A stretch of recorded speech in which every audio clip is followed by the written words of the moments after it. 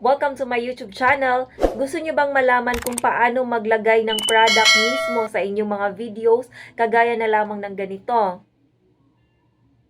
Isa itong paraan para mas madaling ma-attract ang ating mga viewers kung nakikita nila mismo yung isang product sa ating mga video. So kung gusto nyong malaman kung paano ito gawin, sundan nyo lang ang video na ito. Buksan nyo lang po ang inyong Facebook at mag-create lang kayo ng Reels at maghanap kayo ng isang video na gusto nyong i-upload. Lagyan ninyo ito ng title, yung usual nyo lang ginagawa habang kayo ay nag-upload. Pagkatapos nyo nga mag-add ng products ay punta kayo sa content monetization at i-click ninyo ang add product links. Pagkatapos ay i-click ninyo ang see all products at pagdating ninyo dito ay makikita ninyo o masi-search nyo dito kung anong products ang gusto ninyong i-promote.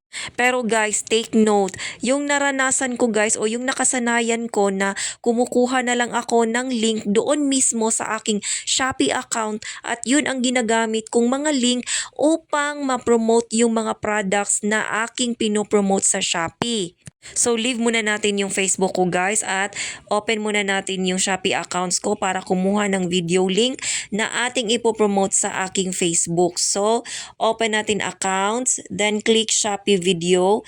So maghahanap ako dito ng link na aking ipopromote sa aking video. So ito yung napili ko na video. So ito guys, so kukunin ko ang kanyang link para ilagay doon sa video ko sa Facebook kanina na i-upload ko. So punta tayo dito, balik.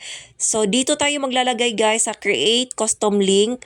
Yung URL, yun yung link ng video mo sa Shopee. And then yung title ng video, dito mo ilagay.